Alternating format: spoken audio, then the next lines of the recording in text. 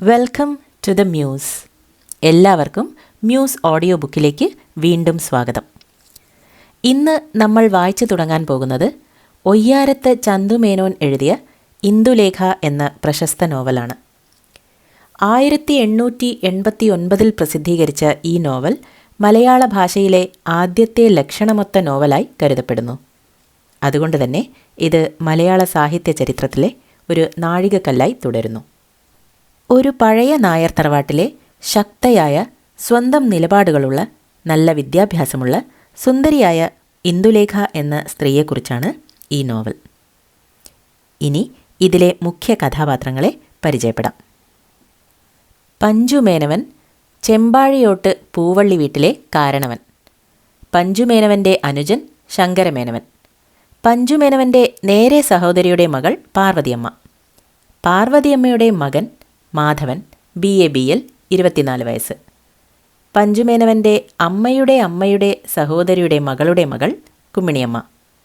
കുമ്മിണിയമ്മയുടെ മകൻ ചാത്തരമേനോൻ. അവരുടെ മക്കൾ ഗോപാലനും കല്യാണിക്കുട്ടിയും. പഞ്ചുമേനവൻ്റെ ഭാര്യ കുഞ്ഞിക്കുട്ടിയമ്മ. അവരുടെ മക്കൾ ലക്ഷ്മിക്കുട്ടിയമ്മ, ഗോവിന്ദൻകുട്ടി മേനവൻ. ലക്ഷ്മിക്കുട്ടിയമ്മയുടെ മകൾ, അതായത് പഞ്ചുമേനവൻ്റെ പൗത്രി ഇന്ദുലേഖ. ഇന്ദുലേഖയുടെ അച്ഛൻ കിളിമാനൂർ രാജാവ് സ്വർഗാരോഹണമായ ശേഷം ലക്ഷ്മിക്കുട്ടിയമ്മയുടെ ഭർത്താവായ കറുത്തേടത്ത് കേശവൻ നമ്പൂതിരി. മാധവൻ്റെ അച്ഛൻ ഗോവിന്ദപ്പണിക്കർ. കുമ്മിണിയമ്മയുടെ ഭർത്താവ് ഷീനുപ്പട്ടർ. ഇനി നോവലിലെ ആദ്യത്തെ അധ്യായം തുടങ്ങാം. അധ്യായം 1. ചാത്തരമേനോൻ. എന്താണ് മാധവ ഇങ്ങനെ സാഹസമായി വാക്ക് പറഞ്ഞത്? ഛീ, ഒട്ടും നന്നായില്ല. അദ്ദേഹത്തിൻ്റെ മനസ്സ് പോലെ ചെയ്യട്ടെ. കാരണവന്മാർക്ക് നോം കീഴടങ്ങണ്ടേ? നിന്റെ വാക്ക് കുറേ കവിഞ്ഞുപോയി. മാധവൻ. അശേഷം കവിഞ്ഞിട്ടില്ല. സിദ്ധാന്തം ആരും കാണിക്കരുത്. അദ്ദേഹത്തിന് മനസ്സില്ലെങ്കിൽ ചെയ്യേണ്ട. ഷിന്നനെ ഞാൻ ഒന്നിച്ചു കൊണ്ടുപോകുന്നു. അവനെ ഞാൻ പഠിപ്പിക്കും. കുമ്മിണിയമ്മ. വേണ്ട കുട്ടാ, അവൻ എന്നെ പിരിഞ്ഞു പാർക്കാനായില്ല. നീ ചാത്തരെയോ ഗോപാലനെയോ കൊണ്ടുപോയി പഠിപ്പിച്ചോ. ഏതായാലും നിന്നോട് കാരണവർക്ക് മുഷിഞ്ഞു. ഞങ്ങളോട് മുമ്പ് തന്നെ മുഷിഞ്ഞിട്ടാണെങ്കിലും നിന്നെ ഇതുവരെ അദ്ദേഹത്തിന് വളരെ താല്പര്യമായിരുന്നു. മാധവൻ. ശരി ശരി, ചാത്തര ജ്യേഷ്ഠനെയും ഗോപാലനെയും ഇനി ഇംഗ്ലീഷ് പഠിപ്പിക്കാൻ കൊണ്ടുപോയാൽ വിചിത്രം തന്നെ. ഇങ്ങനെ അവർ സംസാരിച്ചു കൊണ്ട് നിൽക്കുന്ന മധ്യേ ഒരു ഭൃത്യൻ ഓടിവന്ന് മാധവനെ അമ്മാമൻ ശങ്കരമേനോൻ വിളിക്കുന്നു എന്ന് പറഞ്ഞു. ഉടനെ മാധവൻ അമ്മാമൻ്റെ മുറിയിലേക്ക് പോയി. ഈ കഥ ഇനിയും പരക്കുന്നതിന് മുൻപ് മാധവൻ്റെ അവസ്ഥയെക്കുറിച്ച് സ്വല്പമായി ഇവിടെ പ്രസ്താവിക്കേണ്ടി വന്നിരിക്കുന്നു. മാധവൻ അതിബുദ്ധിമാനും അതികോമളനുമായ ഒരു യുവാവാകുന്നു. ഇയാളുടെ ബുദ്ധിസാമർഥ്യത്തിൻ്റെ വിശേഷതയെ ഇംഗ്ലീഷ് പഠിപ്പ് തുടങ്ങിയ മുതൽ BL പാസ്സാവുന്നതുവരെ സ്കൂളിൽ ഇയാൾക്ക് ശ്ലാഘനീയമായ ക്രമോത്കർഷമായി വന്നു ചേർന്ന കീർത്തി തന്നെ സ്പഷ്ടമായും പൂർത്തിയായും വെളിവാക്കിയിരുന്നു. ഒരു പരീക്ഷയിലെങ്കിലും മാധവൻ ഒന്നാമത് പോയ പ്രാവശ്യം ജയിക്കാതിരുന്നിട്ടില്ല. FA BL ഇതുകൾ രണ്ടും 1-ാം ക്ലാസ് ആയിട്ട് ജയിച്ചു. BA പരീക്ഷയ്ക്കും അന്യഭാഷ സംസ്കൃതമായിരുന്നു. സംസ്കൃതത്തിൽ മാധവന് 1-ാം തരം വിൽപ്പത്തിയുണ്ടായി. BL 1-ാം ക്ലാസ്സിൽ 1-ാമനായി ജയിച്ചു. ഇതുകൂടാതെ സ്കൂൾ വകയായ പല വക പരീക്ഷകളും പലപ്പോഴും ജയിച്ചതിനാൽ മാധവന് പല സമ്മാനങ്ങളും വിദ്യാഭിവൃദ്ധിക്ക് നിയമപ്പെടുത്തിയിട്ടുള്ള പല വക മാസപ്പടികളും കിട്ടിയിട്ടുണ്ടായിരുന്നു. സ്കൂളിൽ മാധവനെ പഠിപ്പിച്ച എല്ലാ ഗുരുനാഥന്മാർക്കും മാധവനേക്കാൾ സാമർഥ്യവും യോഗ്യതയും ഉണ്ടായിട്ട് അവരുടെ ശിഷ്യന്മാരിൽ ഒരുവനും ഒരിക്കലും ഉണ്ടായിട്ടില്ലെന്നുള്ള ബോധ്യമാണ് ഉണ്ടായിരുന്നത്. ഈ വിശേഷവിധിയായ ബുദ്ധിക്ക് പാർപ്പിടമായിരിക്കാൻ തദനുരൂപമായി സൃഷ്ടിച്ചതോ മാധവൻ്റെ ദേഹം എന്ന് അയാളെ കണ്ടു പരിചയമായ ഏവനും തോന്നും. ഒരു പുരുഷൻ്റെ ഗുണദോഷങ്ങളെ വിവരിക്കുന്നതിൽ അവൻ്റെ ശരീര സൗന്ദര്യ വർണ്ണന വിശേഷവിധിയായി ചെയ്യുന്നത് സാധാരണ അനാവശ്യമാകുന്നു. ബുദ്ധി, സാമർഥ്യം, പഠിപ്പ്, പൗരുഷം, വിനയാദി ഗുണങ്ങൾ ഇതുകളെപ്പറ്റി പറഞ്ഞാൽ മതിയാവുന്നതാണ്. എന്നാലും മാധവൻ്റെ ദേഹകാന്തിയെപ്പറ്റി 2 അക്ഷരം ഇവിടെ പറയാതെ ഇരിക്കുന്നത് ഈ കഥയുടെ അവസ്ഥയ്ക്ക് മതിയായില്ലെന്ന് ഒരു സമയം എൻ്റെ വായനക്കാർ അഭിപ്രായപ്പെടുമോ എന്ന് ഞാൻ ശങ്കിക്കുന്നതിനാൽ ചുരുക്കി പറയുന്നു. ദേഹം തങ്കവർണം. ദിനം പ്രതി ശരീരത്തിൻ്റെ ഗുണത്തിനു വേണ്ടി ആചരിച്ചു വന്ന വ്യായാമങ്ങളാൽ ഈ യൗവനകാലത്തെ മാധവൻ്റെ ദേഹം അതിമനോഹരമായിരുന്നു. അശേഷം തടിക്കാതെയും അശേഷം മെലിവ് തോന്നാതെയും സ്വർണം കൊണ്ട് വിശേഷമായി വാർത്തുവെച്ചതുപോലെ തോന്നും മാറിടം, കൈകൾ, കാലുകൾ ഇതുകളെ കണ്ടാൽ. ആൾദീർഘം ധാരാളമുണ്ട്. മാധവൻ്റെ ദേഹം അളന്നു നോക്കണമെങ്കിൽ അധികം പ്രയാസമില്ല. കാലുകളുടെ മുട്ടിനു സമം നീളമുള്ളതും അതിഭംഗിയുള്ളതുമായ മാധവൻ്റെ കുടുമ കൊണ്ട് മുട്ടോളം കൃത്യമായി അളക്കാം. മാധവനെ പരിചയമുള്ള സകല യൂറോപ്യന്മാരും വെറും കാഴ്ചയിൽ തന്നെ മാധവനെ അതികൗതുകം തോന്നി മാധവൻ്റെ ഇഷ്ടന്മാരായി തീർന്നു. ഇങ്ങനെ ഈ യൗവനാരംഭത്തിൽ തൻ്റെ ശരീരവും കീർത്തിയും അതിമനോഹരമാണെന്ന് സർവ്വജനങ്ങൾക്കും അഭിപ്രായമുള്ളത് തനിക്ക് വലിയ ഒരു ഭൂഷണമാണ്. അത് ഒരിക്കലും ഇല്ലായ്മ ചെയ്യരുതെന്നുള്ള വിചാരം കൊണ്ടോ അതല്ല സ്വാഭാവികമായ ബുദ്ധിഗുണം കൊണ്ടോ എന്നറിഞ്ഞില്ല. മാധവൻ സാധാരണ യുവാക്കളിൽ ഒരു 18 വയസ്സ് മുതൽ ക്രമമായി കല്യാണം ചെയ്ത് ഗൃഹസ്ഥാശ്രമികളാവുന്നതിനിടയിൽ നിർഭാഗ്യവശാൽ ചിലപ്പോൾ കാണപ്പെടുന്ന ദുർവ്യാപാരങ്ങളിലൊന്നും അശേഷം പ്രവേശിച്ചിട്ടില്ലെന്ന് ഉറപ്പായി പറയാം. അതുകൊണ്ട് സ്വഭാവേനയുള്ള ദേഹകാന്തിയും മിടുക്കും പൗരുഷവും മാധവന് പൂർണ്ണ യൗവനമായപ്പോൾ കാണേണ്ടത് തന്നെയായിരുന്നു. മാധവന് ഇംഗ്ലീഷിൽ അതിനൈപുണ്യമുണ്ടായിരുന്നു എന്ന് ഞാൻ ഇനി പറയേണ്ടതില്ലല്ലോ. ലോൺ ടെന്നീസ്, ക്രിക്കറ്റ് മുതലായ ഇംഗ്ലീഷ് മാതിരി വ്യായാമ വിനോദങ്ങളിലും മാധവൻ അതിനിപുണനായിരുന്നു. നായാട്ടിൽ ചെറുപ്പം മുതൽക്കേ പരിശ്രമിച്ചിരുന്നു. പക്ഷേ ഇത് തൻ്റെ അച്ഛൻ ഗോവിന്ദപ്പണിക്കരിൽ നിന്ന് കിട്ടിയ ഒരു വാസനയായിരിക്കാം. അദ്ദേഹം വലിയ നായാട്ട് ഭ്രാന്തനായിരുന്നു. നായാട്ടിലുള്ള ആസക്തി മാധവന് വളരെ കലശലായിരുന്നു. 2-3 വിധം വിശേഷമായ തോക്കുകൾ, 2-3 പിസ്റ്റോൾ, റിവോൾവർ ഇതുകൾ താൻ പോകുന്നിടത്തെല്ലാം കൊണ്ടു നടക്കാറാണ് മാധവൻ്റെ പതിവ്. തൻ്റെ വിനോദസുഖങ്ങൾ വേറെ ഒരു വഴിയിൽ ഒടുവിൽ തിരിഞ്ഞതുവരെ ഷിക്കാറിൽ തന്നെയാണ് അധികവും മാധവൻ വിനോദിച്ചിരുന്നത്. ഭൃത്യൻ വന്നു വിളിച്ചതിനാൽ മാധവൻ തൻ്റെ അമ്മാമൻ്റെ അടുക്കെ ചെന്ന് നിന്നു. ശങ്കരമേനോൻ: മാധവ, ഇതെന്ത് കഥയാണ്? വയസ്സുകാലത്ത് കാരണവരോട് എന്തെല്ലാം അധിക്ഷേപമായ വാക്കുകളാണ് നീ പറഞ്ഞത്. അദ്ദേഹം നിന്നെ ഇംഗ്ലീഷ് പഠിപ്പിച്ചതിൻ്റെ ഫലമോ ഇത്? എത്ര ദ്രവ്യം നിനക്ക് വേണ്ടി അദ്ദേഹം ചിലവ് ചെയ്തു.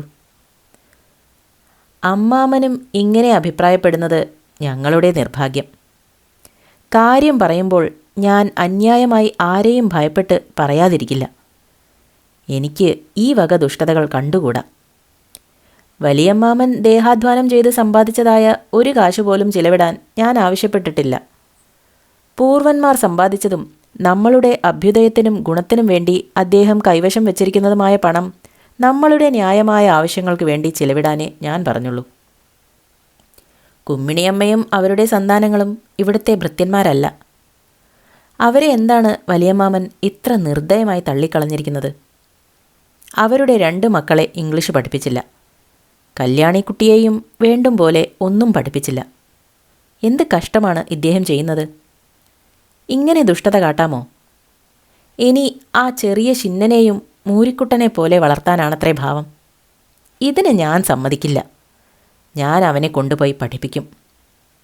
ശങ്കരമേനോൻ: ശിക്ഷ ശിക്ഷ, വിശേഷം തന്നെ. നീ എന്തുകൊണ്ടാണ് പഠിപ്പിക്കുന്നത്?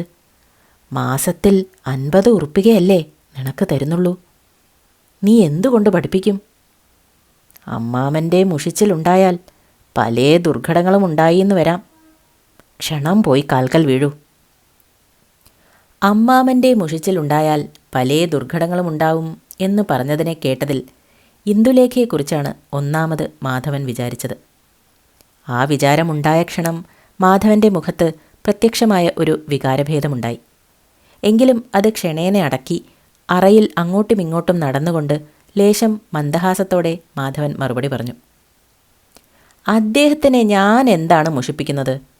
ന്യായമായ വാക്ക് പറഞ്ഞാൽ അദ്ദേഹം എന്തിനു മുഷിയണം? അദ്ദേഹത്തിൻ്റെ ന്യായമല്ലാത്ത മുഷിച്ചിലിന്മേൽ എനിക്ക് ഭയമില്ല. ഛീ, ഗുരുത്വക്കേട് പറയല്ലേ. എന്ത് ഗുരുത്വക്കേട്? എനിക്ക് ഈ വാക്കിൻ്റെ അർത്ഥം തന്നെ അറിഞ്ഞുകൂടാ. അതറിയാത്തതാണ് വിഷമം. നീ കുറേ ഇംഗ്ലീഷ് പഠിച്ച് സമർത്ഥനായി എന്ന് വിചാരിച്ച് നമ്മളുടെ സമ്പ്രദായവും നടപ്പും കളയരുത്. കുട്ടൻ ഊണ് കഴിഞ്ഞുവോ? ഇല്ല, എനിക്ക് മനസ്സിന് വളരെ സുഖക്കേട് തോന്നി. അമ്മ പാൽക്കഞ്ഞിയും എടുത്ത് വഴിയേ വന്നിരുന്നു. അപ്പോൾ പാർവതിയമ്മ പാൽക്കഞ്ഞി വെള്ളിക്കിണ്ണത്തിൽ കയ്യിൽ എടുത്തതോടുകൂടി അകത്തേക്ക് കടന്നു. ശങ്കരമേനോൻ: പാർവതി, കേട്ടില്ലേ കുട്ടൻ പറഞ്ഞതെല്ലാം? കേട്ടു, അശേഷം നന്നായില്ല. പാൽക്കഞ്ഞി ഇങ്ങോട്ട് തരൂ. രണ്ടിറക്ക് പാൽക്കഞ്ഞി നിന്നയിടത്ത് നിന്ന് തന്നെ കുടിച്ച് അമ്മയുടെ മുഖത്തേക്ക് നോക്കി ചിരിച്ചും കൊണ്ട് മാധവൻ: അല്ല, അമ്മയ്ക്കും എന്നോട് വിരോധമായോ? പിന്നെയോ, അതിനെന്താ സംശയം?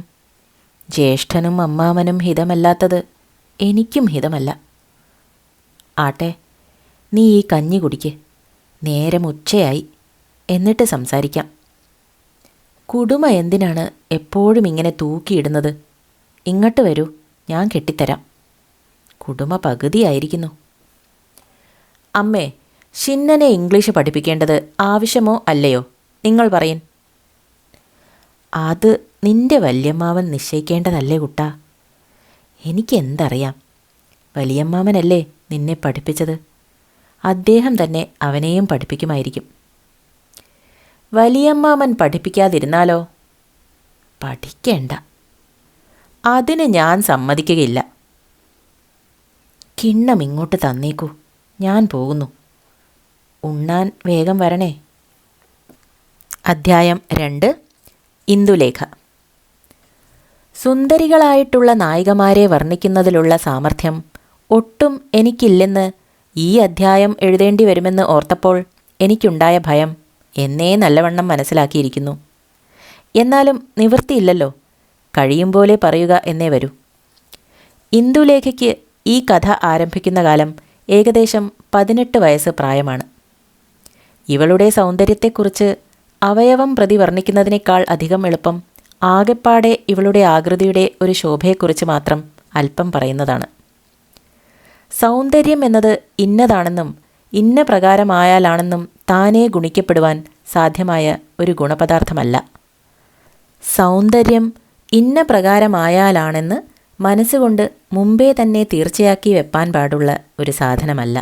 ഏത് സ്ഥിതിയിലും ഏത് വിധമുള്ള യോഗ്യതകളിലും ശരീരത്തിന് സൗന്ദര്യമുണ്ടായി എന്ന് വരാം.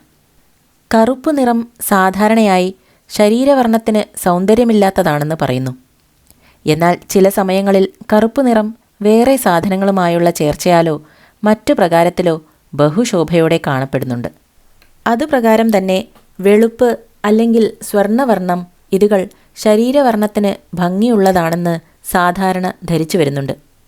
എന്നാൽ ചിലപ്പോൾ ഈ വർണ്ണമായാലും ചില ശരീരത്തിന് ഭംഗിയില്ലെന്ന് തോന്നാം. എൻ്റെ അഭിപ്രായത്തിൽ സൗന്ദര്യം എന്നത് ശോഭാനിഷ്ഠമായ ഒരു സാധനമാണെന്നാകുന്നു. ശോഭ എവിടെ തോന്നുന്നുവോ അവിടെ സൗന്ദര്യമുണ്ട് എന്ന് പറയാം. ഈ ഇന്ത്യ രാജ്യത്തുള്ള സംസ്കൃത ഗ്രന്ഥങ്ങളിൽ ഒരു സ്ത്രീയുടെ സൗന്ദര്യവർണ്ണനയിൽ കജങ്ങൾക്ക് അതികൃഷ്ണവർണ്ണത്വവും നേത്രങ്ങൾക്ക് നീലാബ്ജ സദൃശതയും അതിവിശിഷ്ടമായ സൗന്ദര്യ ലക്ഷണങ്ങളിൽ മുഖ്യങ്ങളായി പറഞ്ഞു കാണുന്നു.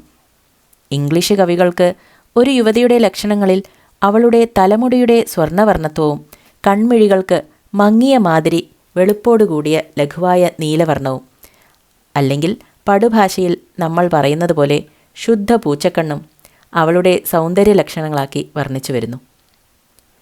ഇവിടെ സംസ്കൃത കവികളുടെയും ഇംഗ്ലീഷ് കവികളുടെയും സിദ്ധാന്തങ്ങൾ രണ്ടും ശരിയാണെന്ന് പലപ്പോഴും എനിക്ക് തന്നെ തോന്നിയിട്ടുണ്ട്. കറുത്ത നിറത്തിലുള്ള തലമുടി എങ്ങനെ നമ്മളുടെ സ്ത്രീകൾക്ക് ഭംഗി തോന്നിക്കുന്നുവോ അതുപ്രകാരം തന്നെ സ്വർണ്ണവർണ്ണമായ തലമുടി ചില യൂറോപ്യൻ സ്ത്രീകൾക്ക് ബഹുചേർച്ചയായും യോഗ്യതയായും എൻ്റെ കണ്ണിൽ കാണപ്പെട്ടിട്ടുണ്ട്. കൺമിഴികളും മേൽപ്പറഞ്ഞ വർണ്ണത്തിൽ ഉള്ളത് ചില യൂറോപ്യൻ സ്ത്രീ പുരുഷന്മാരിൽ എനിക്ക് ബഹുഭംഗിയും ജീവനുമുള്ളതുകളായി തോന്നപ്പെട്ടിട്ടുണ്ട്. മേൽപ്പറഞ്ഞ വിധം തലമുടിയും കൺമിഴികളുമുള്ള ചില യൂറോപ്യൻ സ്ത്രീകളെ എൻ്റെ മനസ്സിന് അതിസുന്ദരികളാണെന്ന് ബോധ്യപ്പെട്ടിട്ടുമുണ്ട്. പല അവയവങ്ങളുടെ യോഗ്യതകളിൽ നിന്നും വർണ്ണങ്ങളിൽ നിന്നും ആകാരങ്ങളിൽ നിന്നും മനസ്സിന് ഓരോ പ്രത്യേക ദേഹങ്ങൾ കാണുമ്പോൾ സൗന്ദര്യമുണ്ടെന്നും ഇല്ലെന്നും തോന്നാം.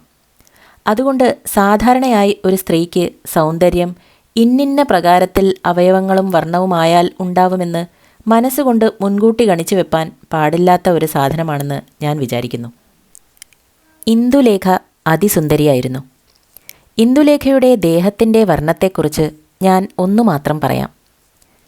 അരയിലുടുക്കുന്ന കസവ് തുണിയുടെ വക്കിനുള്ള പൊൻകസവ് കര മധ്യപ്രദേശത്ത് പട്ടയുടെ മാതിരി ആവരണമായി നിൽക്കുന്നത് കസവാണെന്ന് തിരിച്ചറിയണമെങ്കിൽ കൈകൊണ്ട് തൊട്ടു നോക്കണം. ശരീരത്തിൻ്റെ വർണ്ണം പൊൻകസവിൻ്റെ സവർണമാകയാൽ കസവ് എവിടെ അവസാനിച്ചു, ശരീരം എവിടെ തുടങ്ങി എന്ന് കാഴ്ചയിൽ പറയുവാൻ ഒരുവനും കേവലം സാധിക്കയില്ല. കജങ്ങളുടെ നീലിമയും ദൈർഘ്യവും നിബിഡതയും മാർദ്ദവവും അതിമനോഹരമെന്നേ പറയുവാനുള്ളൂ. അധരങ്ങൾ ആ വർണ്ണത്തിൽ പക്ഷേ യൂറോപ്യൻ സ്ത്രീകൾക്കല്ലാതെ കാണുവാൻ കഴിയുകയില്ല. നേത്രങ്ങളുടെ ദൈർഘ്യവും ത്രിവർണത്വവും അതുകളുടെ ഒരു ജീവനും അതുകളെക്കൊണ്ട് ചിലപ്പോൾ ചെയ്യുന്ന ഓരോ കടാക്ഷങ്ങളിൽ നിന്ന് യുവാക്കളുടെ നെഞ്ചിൽ വീഴുന്ന വഹ്നിയുടെ തൈക്ഷ്ണ്യവും കണ്ടനുഭവിച്ചവർക്ക് തന്നെ അറിവാൻ പാടുകയുള്ളൂ. ഇന്ദുലേഖയുടെ സുവർണ സദൃശമായ വർണ്ണവും കുരുവിന്ദ സമങ്ങളായ രതനങ്ങളും വിദ്രുമം പോലെ ചുവന്ന അധരങ്ങളും കരിങ്കുവലയങ്ങൾക്ക് ദാസ്യം കൊടുക്കുന്ന നേത്രങ്ങളും ചെന്താമരപ്പൂവ് പോലെ ശോഭയുള്ള ആ മുഖവും നീലകുന്തളങ്ങളും സ്തനഭാരവും അതികൃശമായ മധ്യവും മറ്റും ആകെപ്പാടെ കാണുമ്പോൾ പുരുഷന്മാരുടെ മനസ്സിനുണ്ടായ ആനന്ദവും സന്തോഷവും പരിതാപവും ഭ്രാന്തിയും ആസക്തിയും വ്യഥയും ഇന്ന പ്രകാരമാണെന്ന് പറഞ്ഞറിയിപ്പിക്കാൻ എന്നാൽ അസാധ്യമാണെന്ന് ഞാൻ തീർച്ചയായി ഇവിടെ സമ്മതിക്കുന്നു. ഈ രൂപഗുണത്തിന് യോഗ്യമായ പഠിപ്പും സൗശീല്യാദി ഗുണങ്ങളും ഇവൾക്കുണ്ടായിരുന്നു. ഇന്ദുലേഖ കിളിമാനൂർ ഒരു രാജാവ് അവർകളുടെ മകളായിരുന്നു. ഇന്ദുലേഖയ്ക്ക് 2.5 വയസ്സ് പ്രായമായപ്പോൾ രാജാവ് സ്വർഗാരോഹണമായി. ഏകദേശം 3 വയസ്സ് പ്രായമായപ്പോൾ തൻ്റെ വലിയച്ഛൻ പഞ്ചുമേനോൻ്റെ ജ്യേഷ്ഠപുത്രനും തൻ്റെ അമ്മാമനും ഇംഗ്ലീഷ്, സംസ്കൃതം, സംഗീതം മുതലായ വിദ്യകളിൽ അതിനിപുണനും ഒരു ദിവാൻ പേഷ്കാർ ഉദ്യോഗത്തിൽ 800 ഉറുപ്പിക ശമ്പളമായിരുന്ന ആളുമായ കൊച്ചുകൃഷ്ണമേനോൻ തൻ്റെ കൂടെ താൻ ഉദ്യോഗം ചെയ്തിരുന്ന ദിക്കിൽ കൊണ്ടുപോയി 16 വയസ്സുവരെ വിദ്യാഭ്യാസങ്ങൾ ചെയ്യിപ്പിച്ചു. ഇംഗ്ലീഷ് നല്ലവണ്ണം പഠിപ്പിച്ചു. സംസ്കൃതത്തിൽ നാടകാലങ്കാരങ്ങൾ വരെ പഠിപ്പിച്ചു. സംഗീതത്തിൽ പല്ലവി, രാഗവിസ്താരം വരെ പാടാനും പിയാനോ, ഫിഡിൽ, വീണ ഇതുകൾ വിശേഷമായി വായിപ്പാനുമാക്കി വെച്ചു.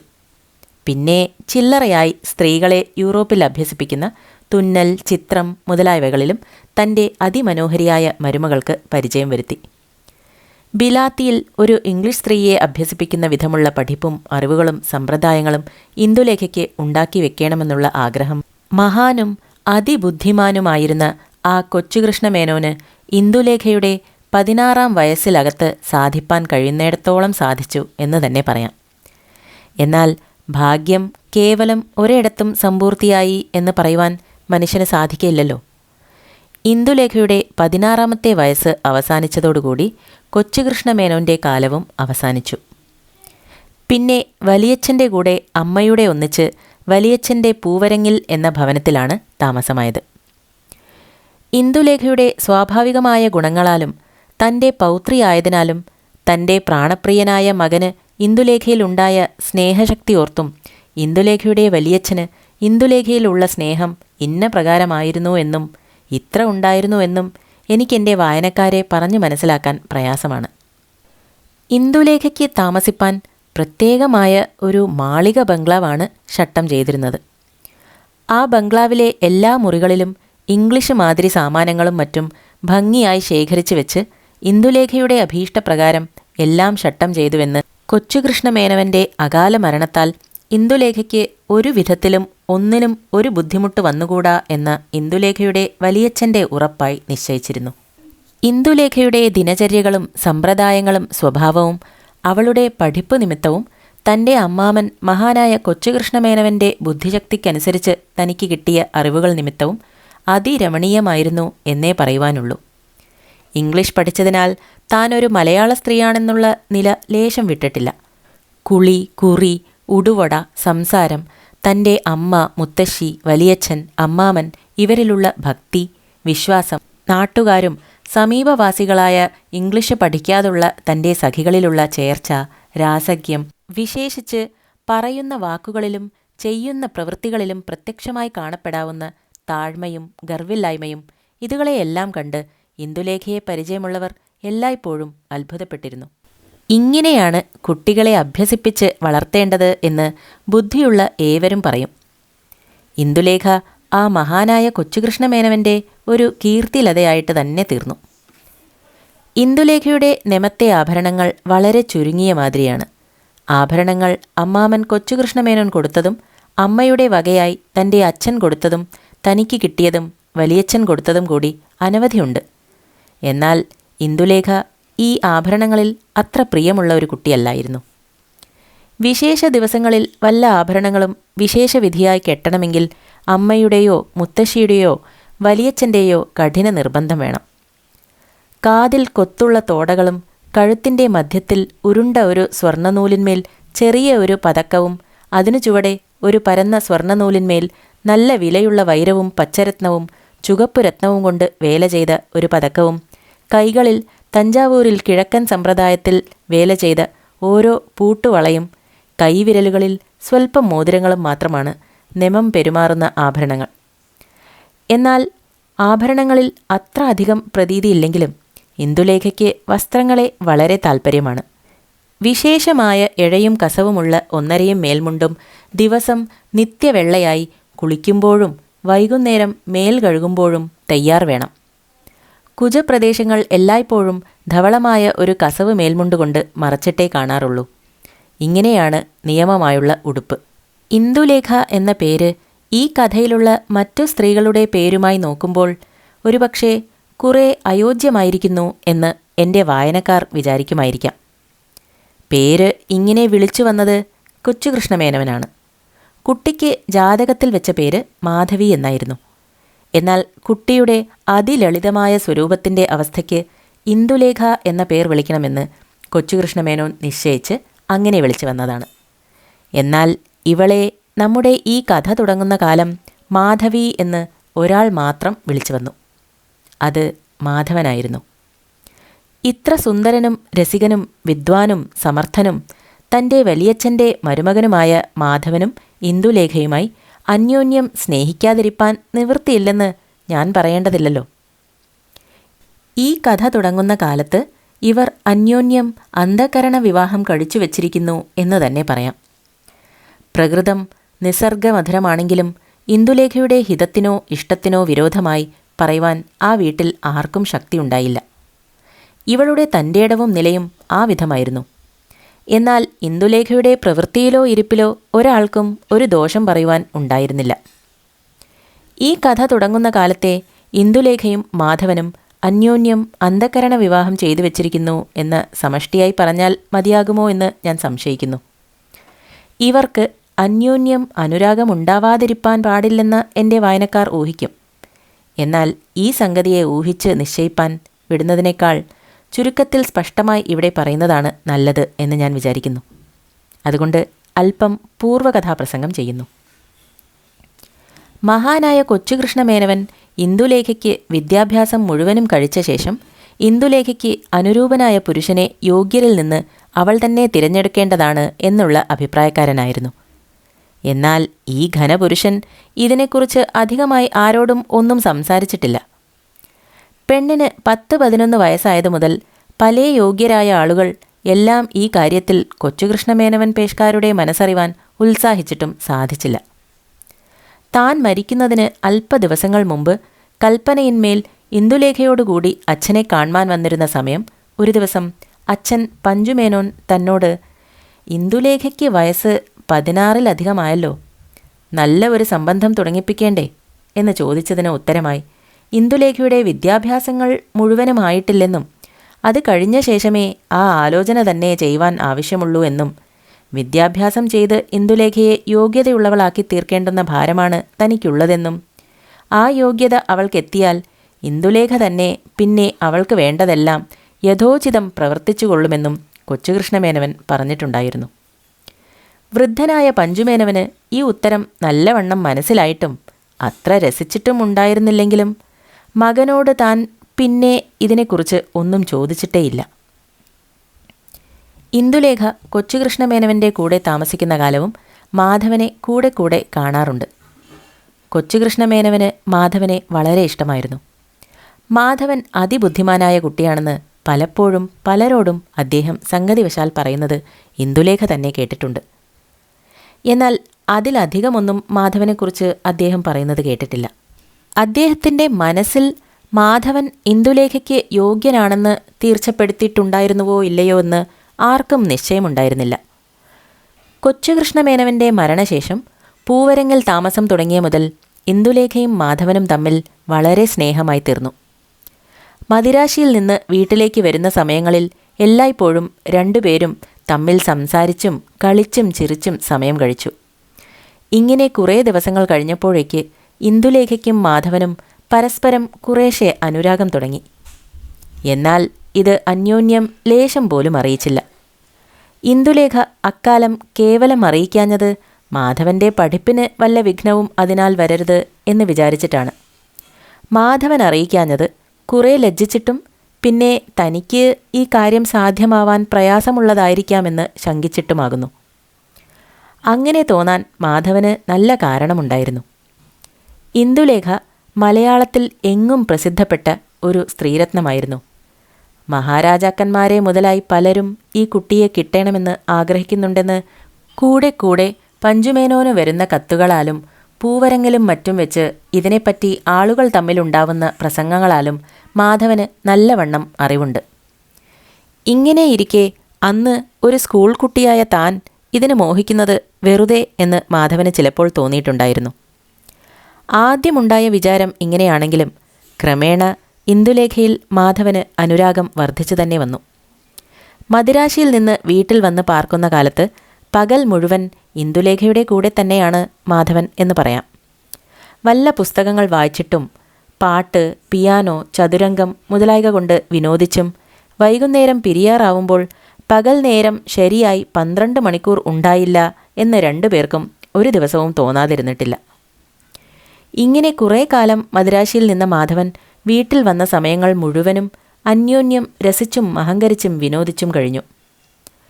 ഇന്ദുലേഖയും മാധവനും തമ്മിലുള്ള സംബന്ധസ്ഥിതി കൊണ്ടും രൂപം കൊണ്ടും പഠിപ്പുകൊണ്ടും ഇവർ തമ്മിൽ ഇങ്ങനെ സ്നേഹിച്ചു വന്നതിൽ അല്പം ചില ആളുകൾ ഒഴികെ ശേഷം എല്ലാവർക്കും സന്തോഷമായിരുന്നു.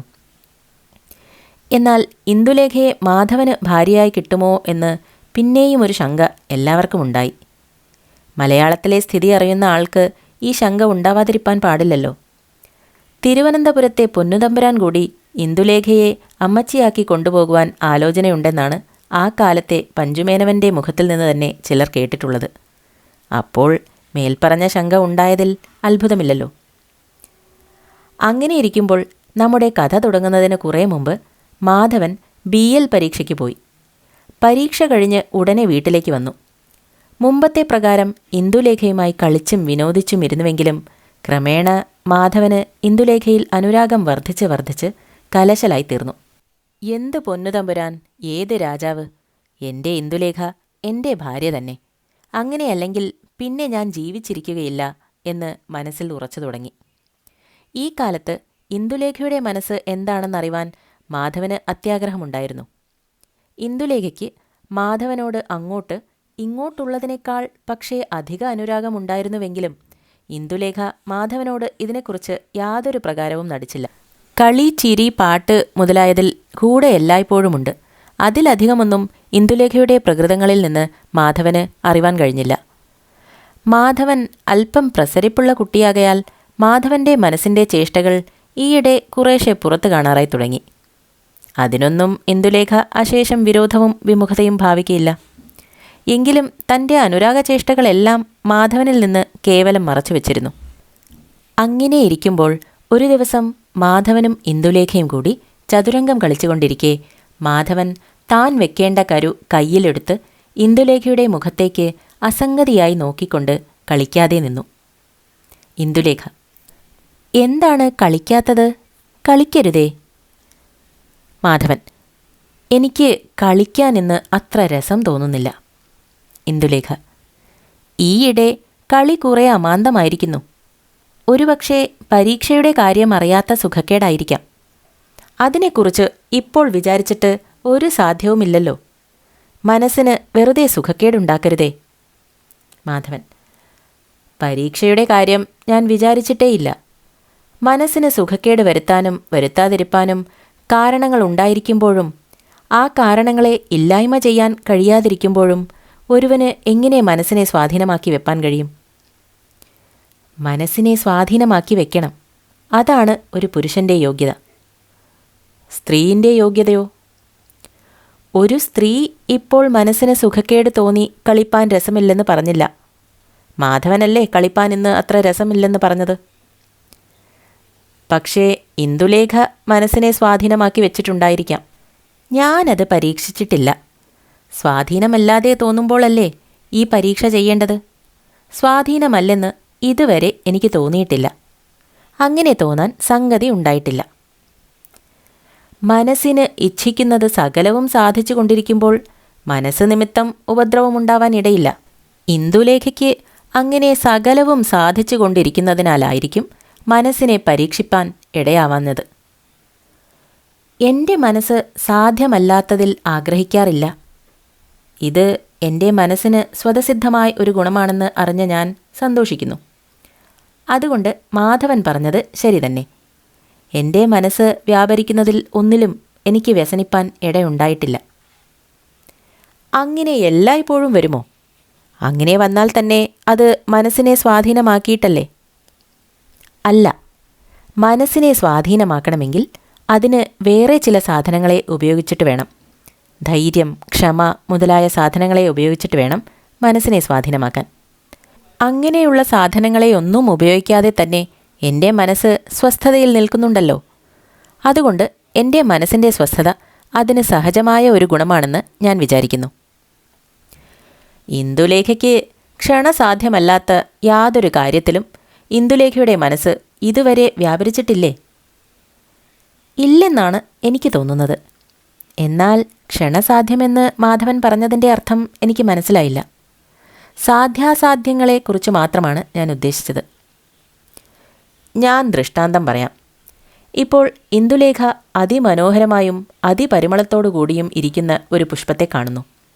അതിനെ കാണുമ്പോൾ ആ പുഷ്പത്തെ നിഷ്പ്രയാസേന കിട്ടാൻ തരമില്ലെന്ന അറിവ് ഉണ്ടെങ്കിലും ഉടനെ അതിനെ തൻ്റെ കയ്യിൽ എടുത്ത് അതിൻ്റെ പരിമളത്തെ അനുഭവിക്കണമെന്ന് ഒരു മനസ്സ് അല്ലെങ്കിൽ ആഗ്രഹം ഇന്ദുലേഖയ്ക്കുണ്ടാവുന്നില്ലേ? അത് അപ്പോൾ തന്നെ സാധ്യമാണെങ്കിലേ ഉണ്ടാവുന്നുള്ളൂ. അതല്ല സാധ്യമോ അസാധ്യമോ ക്ഷണസാധ്യമോ വിളംബസാധ്യമോ എന്നുള്ള ആലോചന കഴിഞ്ഞിട്ട് മാത്രമോ പുഷ്പത്തെപ്പറ്റി ആഗ്രഹമുണ്ടാവുന്നത്? പുഷ്പം ഭംഗിയും പരിമളവും ഉള്ളതാണെന്ന് അതിൻ്റെ കാഴ്ചയിൽ ബോധ്യം വന്നാൽ എൻ്റെ മനസ്സ് ആ പുഷ്പത്തെ ഉദ്ദേശിച്ച് ആഹ്ലാദപ്പെടുമായിരിക്കാം. അത് എടുപ്പാൻ യോഗ്യവും സാധ്യവുമാണെന്ന് കൂടി ബോധ്യമാവുന്നതിന് മുൻപേ അതെടുത്ത് കയ്യിൽ വെക്കണമെന്നുള്ള ആഗ്രഹം എനിക്കുണ്ടാവുകയില്ല. അതാണ് എൻ്റെ മനസ്സിൻ്റെ ഗുണം എന്ന് ഞാൻ കാണുന്നത്. ഇപ്പോൾ ഇന്ദുലേഖ പറഞ്ഞതും ഞാൻ മുമ്പേ പറഞ്ഞതും ഒന്നു തന്നെ. മനസ്സ് ആഹ്ലാദപ്പെടും എന്ന് പറഞ്ഞതിൻ്റെ അർത്ഥം സൂക്ഷ്മത്തിൽ മനസ്സിൽ അതിനെപ്പറ്റി കൗതുകമുണ്ടാവുമെന്ന് മാത്രമല്ല, അങ്ങനെയുള്ള ആഹ്ലാദത്തിൽ അതിനെ അനുഭവിക്കണമെന്നുള്ള ആഗ്രഹം അന്തർഭവിച്ചിരിക്കുന്നു. എന്നാൽ പിന്നെ ആ ആഗ്രഹം സാധ്യമോ ദുസ്സാധ്യമോ എന്ന് ആലോചിച്ചിട്ടേ അതിൻ്റെ നിവൃത്തിക്ക് ഇന്ദുലേഖ ശ്രമിക്കുകയുള്ളൂ. അത്രമാത്രമാണ് ഇന്ദുലേഖ ഇപ്പോൾ പറഞ്ഞതിൻ്റെ താൽപ്പര്യം എന്നെനിക്ക് തോന്നുന്നു. ഇത് ശരിയാണെങ്കിൽ ഇന്ദുലേഖ ആഗ്രഹത്തെ ജയിക്കുന്നത് ധൈര്യം കൊണ്ടും ക്ഷമ കൊണ്ടുമാണെന്ന് സ്പഷ്ടമാണ്. അങ്ങനെയല്ല ഞാൻ പറഞ്ഞത്. മാധവന് മനസ്സിലായില്ല. ഒന്നാമത് മാധവൻ്റെ പുഷ്പത്തിൻ്റെ ഉപമ തന്നെ നന്നായില്ല. ഇതിലും നന്നായിട്ട് ഞാനൊരു ഉപമ പറഞ്ഞ് മാധവനെ ബോധ്യപ്പെടുത്താം. ഞാൻ യൗവനയുക്തയായ ഒരു സ്ത്രീയാണ്. ഞാൻ സുന്ദരനായ ഒരു യുവാവെ കാണുന്നു. ആ യുവാവ് എൻ്റെ ഭർത്താവായിരിക്കാൻ യോഗ്യനോ എന്ന് എൻ്റെ മനസ്സിനെ ബോധ്യപ്പെടുത്തുന്നതിന് മുൻപ് ആ പുരുഷനിൽ എൻ്റെ മനസ്സ് പ്രവേശിക്കയില്ല. ഇവിടെ മനസ്സ് ഒന്നാമത് പ്രവേശിച്ചിട്ട് പിന്നെ ഞാൻ ധൈര്യം കൊണ്ട് മനസ്സിനെ നിവർത്തിപ്പിക്കുന്നതല്ല. എൻ്റെ മനസ്സ് ഒന്നാമത് പ്രവേശിക്കുന്നതേയില്ല. അതുപ്രകാരം തന്നെ ധനത്തിൽ ന്യായമാം വിധം ആർജിക്കപ്പെടുന്ന ധനത്തിലല്ലാതെ എനിക്ക് ആഗ്രഹമേ ഉണ്ടാവുന്നില്ല. ഇതെല്ലാം മനസ്സിന് ചിലർക്ക് സഹജമായ ഗുണമായി ഉണ്ടാവും. ചിലർക്ക് അങ്ങനെയല്ല മനസ്സിൻ്റെ ധർമ്മം. കിട്ടുന്നതിലും കിട്ടാത്തതിലും വേണ്ടുന്നതിലും വേണ്ടാത്തതിലും ഒരുപോലെ മനസ്സ് പ്രവേശിക്കും. പിന്നെ സാമർഥ്യവും ധൈര്യവും ബുദ്ധിയുമുള്ളവരായാൽ ആ മനസ്സിനെ നിവർത്തിപ്പിച്ച് പാട്ടിൽ വയ്ക്കും. അതുകൊണ്ട് മാധവൻ ഞാൻ ഒടുവിൽ പറഞ്ഞ മാതിരിക്കാരുടെ കൂട്ടത്തിലാണെങ്കിൽ ബുദ്ധി സാമർഥ്യമുള്ള ആളാകയാൽ ദുസ്സാധ്യമായതോ അസാധ്യമായതോ ആയ വല്ല കാര്യത്തിലും മനസ്സ് ചാടിയിട്ടുണ്ടെങ്കിൽ ആ മനസ്സിനെ മടക്കിയെടുക്കാൻ കഴിയുമല്ലോ. അങ്ങനെ മടക്കിയെടുക്കുന്നതിന് ശക്തിയുണ്ടായാൽ മനസ്സ് സ്വാധീനമായി. ഞാൻ ഇന്ദുലേഖ പറഞ്ഞതിൽ യോജിക്കുന്നില്ല. എങ്കിലും ഈ സംഗതിയെപ്പറ്റി ഞാൻ ഇനി തർക്കിക്കുന്നില്ല. എനിക്ക് മുമ്പത്തെ പോലെ ഇന്ദുലേഖയുമായി തർക്കിച്ചു കൊണ്ടിരിക്കാൻ മനസ്സിന് സുഖമില്ല.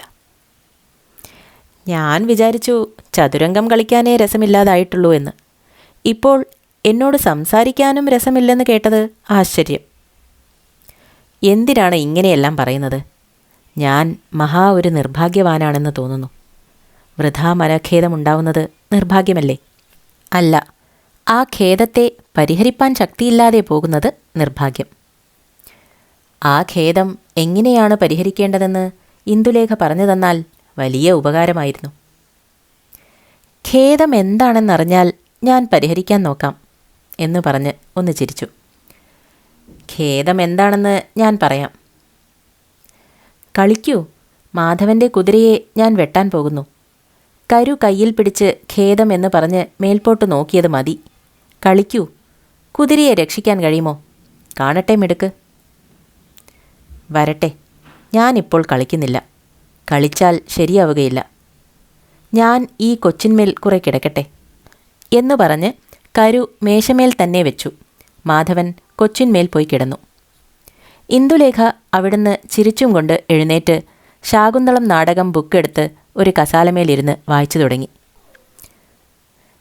ഇന്ദുലേഖ എന്ന നോവലിൻ്റെ ഇന്നത്തെ വായന ഇവിടെ നിർത്തുന്നു. ഇതിൻ്റെ ബാക്കി ഭാഗങ്ങൾ വരും എപ്പിസോഡുകളിൽ കേൾക്കാം. നിങ്ങൾക്ക് ഈ നോവൽ ഇഷ്ടപ്പെട്ടെന്ന് കരുതുന്നു. നിങ്ങളുടെ അഭിപ്രായങ്ങളും നിർദ്ദേശങ്ങളും കമൻറ്റ് ബോക്സിലൂടെ അറിയിക്കുക. ഇനി വീണ്ടും കാണുന്നതുവരെ നന്ദി.